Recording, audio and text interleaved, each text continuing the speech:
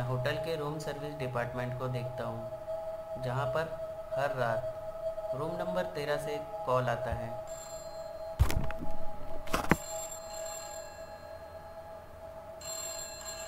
और ऑर्डर देता है, रूम नंबर 13 में एक चाय ले आना। लेकिन बड़े ही ताज्जुब की बात है, पिछले 3 महीने से रूम नंबर 13 में कोई गेस्ट नहीं आया। मैं जानना चाहता था कि आखिर क्या है। कुछ तो है, सो कुछ तो है जो अजीब था। सोचते सोचते कुछ ही वक्त हुआ था, तभी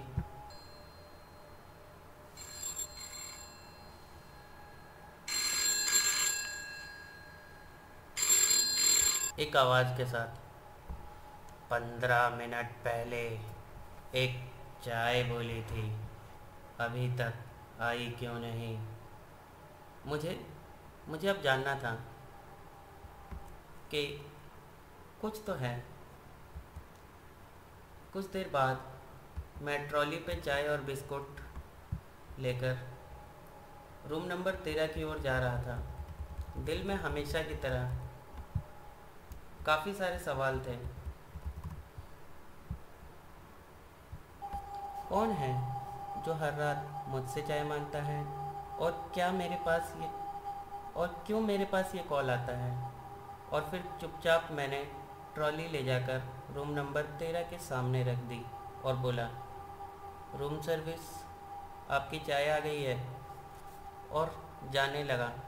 कुछ आगे ही गया था कि मैंने देखा रूम नंबर 13 का दरवाज़ा खुला, और आज मेरे पास मौका था। ज़रूर सीसीटीवी में उसका चेहरा आया होगा। मैं दौड़कर सीसीटीवी रूम में आया और फुटेज चेक की। उसमें कुछ साफ नज़र नहीं आ रहा था। मैं सोच ही रहा था, आज एक तरकीब आई, वो भी फेल हो गई। तभी मैंने देखा एक आदमी रूम नंबर 13 की तरफ जा रहा था। रूम नंबर 13 के अंदर वो घुस गया। ऐसा लग रहा था जैसे कि किस्मत मेरे साथ खेल खेल रही है। सारी रात मैं सोचता रहा। सुबह हुई, रात को वहाँ जाने की हिम्मत नहीं थी। उस दिन मैं रिसेप्शन के अविनाश को लेकर वहाँ गया। कमरे के अंदर गए तो काफ़ी अंधेरा था।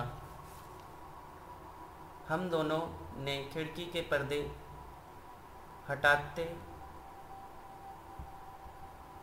हटाए तो देखा सब कुछ साफ साफ दिख रहा था।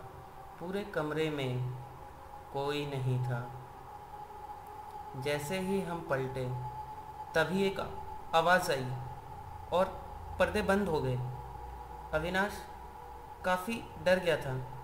हम दोबारा पर्दा हटाने गए, लेकिन फिर वो अपने आप बंद हो गया। तभी अविनाश बोला, रहने दो, जो भी है वो ये नहीं चाहता, उसे रोशनी की किरण नहीं चाहता, बिल्कुल भी नहीं चाहता।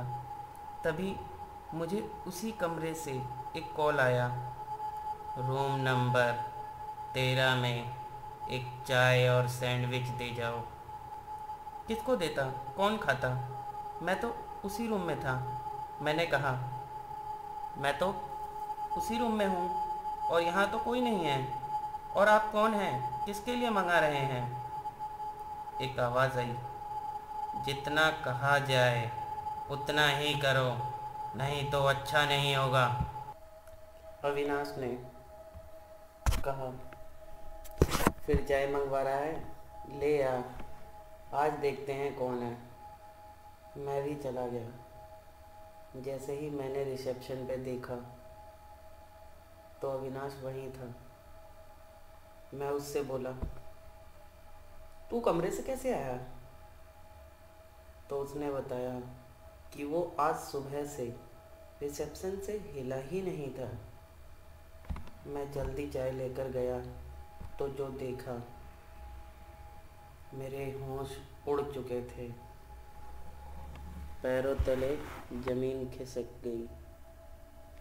ऐसा लग रहा था मानो जैसे कोई सपना देख रहा हूँ। अविनाश कमरे में ही था और टॉयलेट की तरफ देखते हुए बोल रहा था, मुझे मुझे मत मारो, मेरी कोई गलती नहीं है। तभी अचानक एक गोली की आवाज़ के साथ अविनाश बिस्तर पे गिरा और मौके पे ही दम तोड़ चुका था। मैं दौड़ते हुए कमरे से बाहर गया और सीधा बॉस के केबिन में जाकर शुरू से सारी बात बताई। तब बॉस ने मुझे बताया कि आज से कुछ साल पहले जब ये होटल बना था तो रूम नंबर 13 में कोई गेस्ट नहीं रुक पाता था।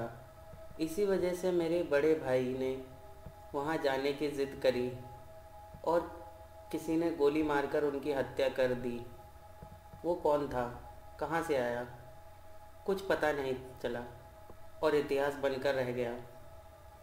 लेकिन मेरे भाई की रूह आज भी उसी कमरे में मौजूद है और उनका नाम ही अविनाश था। धन्यवाद दोस्तों।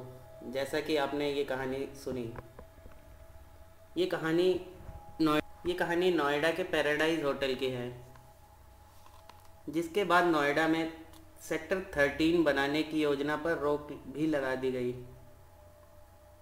और मैं जानता हूँ कि आजकल हम लोग इन सभी चीज़ों को नहीं मानते और ना ही इन पर विश्वास करते हैं, पर दोस्तों आज भी काफ़ी अपार्टमेंट में फ्लैट नंबर 13, हॉस्पिटल में रूम नंबर 13 और बेड नंबर 13, इस तरह के 13 नंबर के कोई भी चीज़ें नहीं होती। काफ़ी जगहों पर ऐसा है। कुछ तो है या सिर्फ एक अनलकी नंबर। बहुत जल्द मैं वापस लौटूंगा एक नई कहानी के साथ।